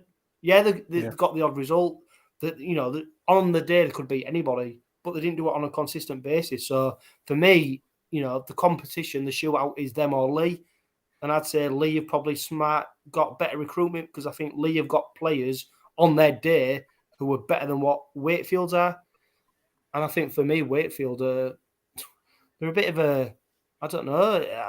If I'm the chairman of Wakefield, Michael Carter or whatever he is, Carter, am I looking at them and going, well, yeah, like last season we did this, but next season, well, why shouldn't we do better? I don't see it. I honestly cannot see how you'd think you're going to do better than what you did last season based on the recruitment and who the head coach is. Brian, do you agree? Totally agree. And I think there's two key games for them this season. Week after the Challenge Cup final, they play Castleford. And second last game of the season, you play Leigh. That's it. I think them two games determine their year. Doesn't matter what else they do the rest of the season. Them two games pretty much determine their year for me. Yeah. And I've got them to go down. Have you got them at 12 as well? Yeah, straight up. Lottie? 11th for me. Oh, yeah, you put Cass down. Cass going down. Okay, final two, gents. Warrington, obviously, it's always their year. Last year, it was their year to finish 11th in Super League, one above the relegation spot. They made the 6th round in the Cup. Most tries was Ashton. Assists was Williams with 21. Ashton, again, was the meter maker, and Ollie Holmes was their biggest tackler. Darryl Powell is still at the helm. And there's been quite a bit of movement in the team. Obviously, they brought Cassiano, Dudson, and Drinkwater from Catalan. They've got Josh Maguire in from St. George, although he might as well never play or not sign because he's not going to play for the first quarter of the year, I think, by looks of things. They brought Paul Vaughan in and also Matty Russell. And then they've lost Widdop, Tony King, Jason Clark, Davis, Gannon, Holmes, Mulhern, Hughes, Longstaff, and Dean. So, Jono, Is it Warrington's year? Probably not. I don't think. I think last season it never is, John. No. Well, I think last season was Powell's buffer zone, wasn't it? It was basically he had a free hit. So the expectation is now that Daryl Powell's been able to shift the squad around, that this is the season that they will now compete. But when you look at the like replacements, you won't go, well, yeah, you won't say that. You know, I think for me, for Warrington, it's a big culture change. And I don't think that Daryl Powell coming in and the players that have transitioned has necessarily changed that culture. I think they're a bit soft. I think they've got a really soft underbelly. I think Warrington now is a ground that you go to where there's no fear factor. I think teams genuinely go thinking, I think they're a bit soft here. I think we can get if we can turn them round, get the fans sort of questioning them why they exist. Yeah, then I don't see anything that suggests to me that they've transitioned enough to make them go into contenders. They might have the oldest squad in the league, actually, thinking about it. They've got the oldest pack. Definitely got the oldest pack. We talked earlier about the sack race. I think it came up with Tony Smith at Hull. My odds-on favourite to get the sack first is Daryl Powell. I mean, me and Lottie talked about it on the sack race last year. I'm not expecting a lot from Warrington this year, which obviously means we're probably going to beat us now next Thursday. Now I've said that. But yeah, not expecting a lot of things. I don't think they'll be pushing for the playoffs at the moment. And if they're trying to build an experienced side to have a go at the grand final, I don't think they've got the team to do it, personally. Lottie, what do you think? Well, it was funny on last year's podcast, a lot podcast, obviously. We pretty much had a feature, didn't we, Reece, on has Daryl Powell been sacked yet and why hasn't he been sacked yet? That was funny, but perhaps that'll return. Maybe you're right. I think depending on first week one result, we can start it straight away, potentially. We can start it straight away, but I think in terms of recruitment, it's been classic Warrington recruitment. You know, a bunch of old, washed-up players: Josh Maguire, Paul Vaughan, Cassiano, Gil Dubson. They're all that thing of I'm not jealous about any of those at all. I don't even know why they've kind of recruited him. In terms of, I do, like Bryce said earlier, I do rate Josh Drinkwater. I do think that combo of, I know, lambasted George Williams, especially for the World Cup podcast, that came to bite me in the ass. But I do think that combo could work. I think it's a bit of something that could perhaps gel in the halves for them there. And as I've said loads of times on this podcast, I do think Matt Duffy is going to absolutely kill it this year. I think he's going to speed kills, French and Field and Mikey Lewis and things. And I think Matt Duffy is going to be awesome this year. And I'm going to tip him to be up there with Man of Steel and up there, or certainly in the Super League dream team. And I think, I don't know, there's just something about it. And I feel like they're going to have a really strong year. I think they're going to be in playoffs. I can't remember what space I've got left, Reece, but fourth. They're going to finish above Wigan, I think. You want to put them fourth? Yeah, fourth. Jesus. All right. Okay. You've. I think your reaction was speaking for all of us. Yeah, I was a bit like, I know this is technically Lottie's podcast. He started it, but can I apply for a new boss? Podcast boss. That's why I take bigger dividends than you, Lottie. Brian? Well, you're going to laugh. I've got them fifth. Christ. No, but I've got a reason behind it. I think they do have X-Factor players like Duffy, and for my sins, I lambasted George Williams with Eddie. And Drinkwater, but I think I agree with all of you in a way, because I think Powell will go first, and I think they'll have a similar season to what Leeds had last season, where it didn't seem like anything's going to go right. Powell will go, someone will come in and just change it, and I think they're going to sneak in. I really do, and I think it will be mainly on the back of what Duffy, Williams, Ashton do, because they do have a weak underbelly, and John was right. You do go there now thinking, well, yeah, we can do this. And ironically, that started with that old KR performance a couple of seasons back. Yes. And that's when it started. That game, everyone went, oh, and then that was it. Do you know what I mean? And they haven't changed the culture. It doesn't seem to. You can't change a culture like that when you bring Sam Cassiano in anyway. Do you know what I mean? So, but I think there's going to be something like Leeds last season where Pal will go. They'll have a bad start, Pal will go, and then someone will just come in and turn it now. So, Jono, I've said 8th. Flotty's somehow said 4th. Bryce said 5th. Are you more looking towards my table ranking or those? Yeah, well, I say what my tip is that Sean Wayne will be the next Warrington coach, and I think Darryl Powell will probably end up being the next. Darryl Powell will probably be the next England coach. I think that's my tip. Yeah, well, that'll be good for him. I think there'll be whether it's straight or whether it's over a period of time, but I think that's my tip. Warrington, do you know what? Yeah, they're going to be in the playoffs. I think they are going to be in the playoffs.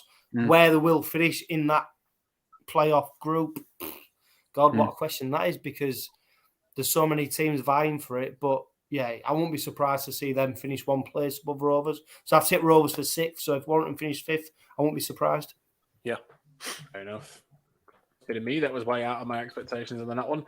And gents, final team, Wigan. Obviously, last year they were 2nd in the table, knocked out by the Rhinos in the semi-final. They won the Challenge Cup, and probably comes as no surprise that Bevan French was their leading try scorer with 31 tries. Assists was Jai Field of 24. Most meters was Field, and most tackles was Morgan Smithies. Head coach is Matty P, and again, not a lot in the ins and outs in Wigan. They've brought in Jake Wardle, Toby King, and Ryan Hampshire, and then they've lost Jack Bibby, Jake Bibby, and Sam Halsall. Partington, Lou Dewey retired, and obviously John Bateman had a paddy and has gone back to Australia. Not yet. You're not? Not yet. He's still here. Is he still here? There was an interview with Tim Sheen last week, and he said, "I'm not going to put a time frame on it just in case it doesn't happen." That was his exact words. Okay, John Bateman's in a no man's land at the moment. He's in gas. No, Wigan. It's just the Field and French show. So heavily reliant. I know the two outstanding players, but it is literally just them two. Last year, I think it was Rowan's 2nd or 3rd home game, Reese, when we played Wigan at home, and Harry Newman pretty much nullified both of them by himself, and we smashed them. Absolutely killed them. Truly smashed them. And it just isn't enough. I think the squad is average. The signings they've made are just diabolical. Absolutely diabolical. And I'd say this, even with John Bateman, everyone knows I don't particularly rate John Bateman. The fact he's gone, and now they've got Willie Isa in the number 11 shirt, that is just not acceptable at all.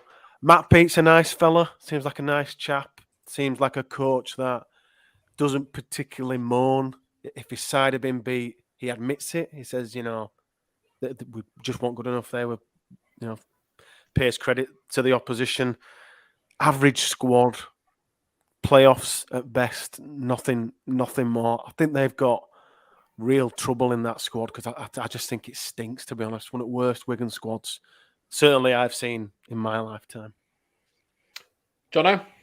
Yeah, see, I disagree. I think Wigan are do you know what? Obviously, Bevan French and Jai Field, they're always there though, aren't they? Yeah. They're an horrible team. They're just there. They're like, no matter who they've got in the squad, no matter how bad the season is, they always end up in the playoffs. They always end up in a Challenge Cup semi-final. They're just there all the time. And I think it's credit to their production line of youngsters. They do it really well. That, one bloke, similar to St. Helens, one bloke steps out, the next one comes in. It's a conveyor belt of players. And yeah, I agree that the recruitment doesn't look great, but they don't necessarily need to be recruiting these big name players all the time because they've got an infrastructure almost where it just suits. the next player to come in, And I think you're right. I think the recruitment has been average, but how can you discount them? They're just there. They're like that annoying. Do you know what they're like? Like, do you know when you put your TV on, it's that grey and black, just white noise. Yeah. It's just there all the time, and it's annoying, and it's like it's in your head, but they're there all the time. And I just think Wigan, credit to them. I think sometimes is it an accident that they do this, or is it an actual plan? Because Lenigan, bloody hell, how long has he been there? But they are there, and I can't discount them. I think they'll be in the grand final. I genuinely really, think I think they'll be in the grand final because they just find a way of getting the result. Hooker, you mentioned Willie Isett is one of the most horrible players.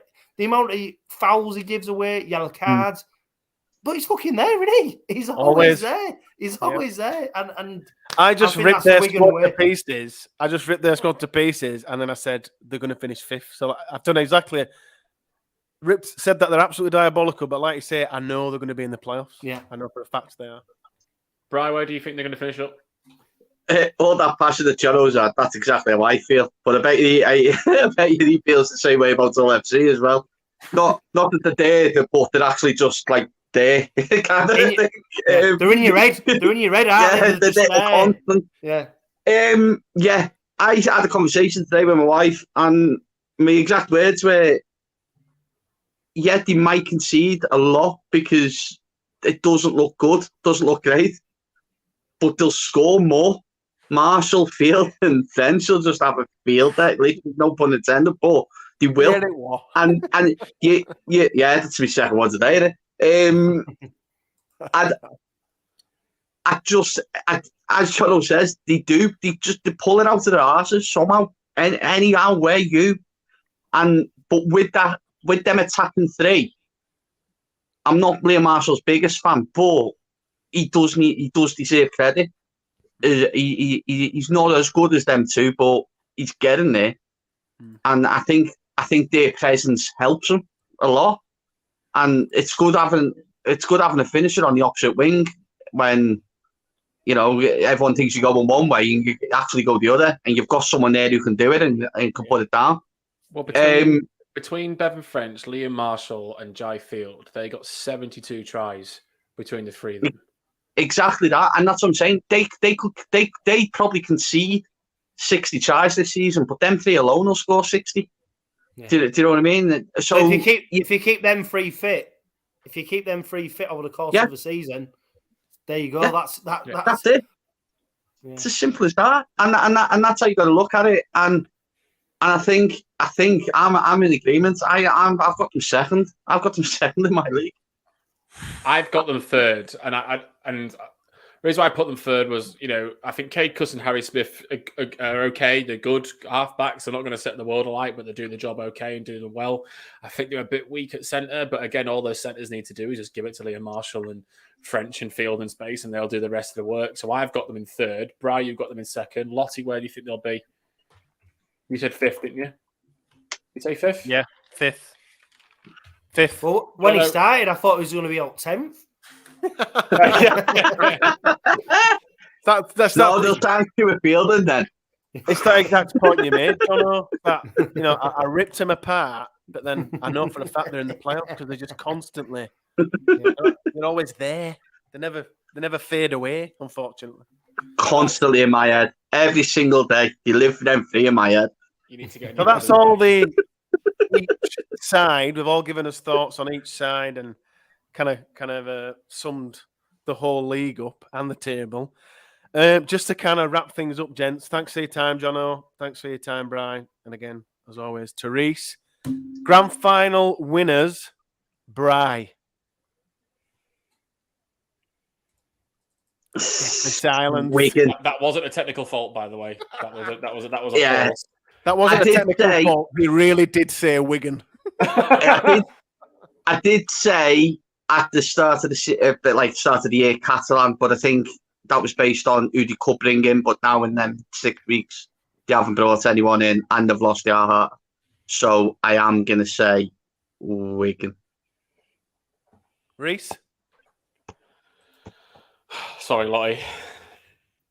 Wigan. Really? Yeah. Jono, please. Yeah, no, I think Christ, please, Jono. I don't think they'll do well. I don't think they'll do the league leaders, but I think when it comes to knockout rugby, St Helens will prevail. That's all right. That's fine. Lottie, shall I just put your guess in now? That's fine. Leeds. Yes, Leeds. That's fine. And then the Challenge Cup winners, Jono. Do you think KR are going to have a chance at the cup this year? Fucking flat to deceive, don't they? Every season. I mean, we had our chance last season, and we bottled that, didn't we, in the semi-finals? So no, I don't think we'll be anywhere near it. Challenge Cup. I suppose that's the toughest one, isn't it? Almost like I think there's a lot of teams. You know what? I think Leeds might be. I think Leeds might be the team that you look at and go, you can come again. Yeah, I think Leeds might be. Yeah. I'm gonna go for the Rhinos. Good man. You can come back on next week. Reese, cup winners. I have actually put the Rhinos for this one. That's right. I have put. I fancy a Challenge Cup run. So it's all right now. This is when Bri comes in and goes, I think it's Wigan. I won't be invited back. I've put Huddersfield, and that's why I've got them as third. Yeah. Because I think they can have. I think they might be going into the final in the top two, but then have that thing that everyone seems to have where they win it and then drop off a little bit. So I think Huddersfield are going to win the Challenge Cup. Relegation. Bri, who's getting relegated? Wakefield. Wakefield. Jono? Leeds. Sorry, I mean, slip of the tongue. No, I think Wakefield. I think Wakefield. Fair, yeah. Reese, do you agree with that? Wakey, yeah. Cass for me, obviously. And then the last one to finish up, Man of Steel. Jono, who do you reckon's going to win Man of Steel this year? Tough one, isn't it? I mean, Brodie Croft, I don't know. I mean, such a tough one, isn't it? I mean, yeah, do you know what I think? I mean, Jarfield. Yeah. Oh, God. I think maybe... I think Jarfield. I think he might be. Yeah, good chance. I think he might be, yeah. Reese, Man of Steel. There aren't many people that go back to back, are there? I'm just looking through the list now and trying to see the last player that went back to back, and it goes back to Paul Sculthorpe, who won it in 2001 and 2002. I think he's the only man who has done it, I believe. I'm just looking through it now, just to double check. I don't think anyone else has. People have won it twice, but there's only person who went back to back is Paul Sculthorpe. So on that basis, I mean, the odds favourite for quite a few is Edwin Ipape. Yes. What? Yeah. What, for Man of Steel? Yeah. Yeah, because he plays for Leeds, so he's going to get a load of points, isn't he? That'd be a sad indictment of the competition, though, wouldn't it? If he won it. It would be, yeah. I kind of want to. That's no discredit to him because I think he's a fantastic player. But that would be a sad indictment of competition. You can't have your Man of Steel being 11th in the table, unless Lee wins Super League. Yeah, well, stranger things have happened. I was going to say George Williams just because of how much you two slated him, i.e. you two. just so you can laugh at him. Yeah, so you can say it. But my actual bet is Jack Welsby. Really? Is he old enough now to win it? Is he old enough, Brian? How old is he? He's 21. Is he still in the young player that? Yeah, that goes. It could be both. Oh, he's 21 because he's on the. He's 21 because I had a go with him yesterday for he had done the interview after the game and he said it's good to have the young lads have a game. I was like, hang on, mate, you're 21. you are a young lad. He's on the odds. You can win it, can't he? Can he win both? Yeah. Can he win both? Yeah. Well, Jack Welsby's my bet. Yeah, brilliant. If we can keep him fit, I think Harry Newman will win Man of Steel, but that's no surprise that I've gone for a full Leeds clean sweep. Eddie, I think the only problem with that is you have to play more than 6 games to be able to exactly qualify to win it. So if we can keep him fit, that probably discounts him. It's not a role that I'm all right, like an Jake Truman. It's not a position that wins it though either, is it? It always tends to be an assist or try scorer that wins it. So you're relying on Harry bagging a load and being fit. Yeah, tries after tries after tries. That's it. Thanks for listening. Thanks Did for Bri put his? Did Brian do his Mansfield? Brian Mansfield. I'm going to go a bit weird. If Saints get to the grand final, I'm going to say James Roby because it's his last year. They'll give him it. Roby. I think. I'm sorry, Lottie. I'm really disappointed he went to that. We should have finished. Before that. Yeah. Stupid suggestion. If he stays fit and he gets to the grand final, I think they'll. When they cut it off and don't tell you what the scores are or anything, they'll all be going Roby. He's finishing. Yeah. Roby. Yeah. And to be quite honest, realistically, you'd look at Wellesby Field. I've got Mikey Lewis as an outsider if KR get into the playoffs. Well, Lewis will be a good shout based on what Rovers do. Yeah. So if you're right, if Rovers do well, then it means that Lewis has had to have a crazy season to get us into.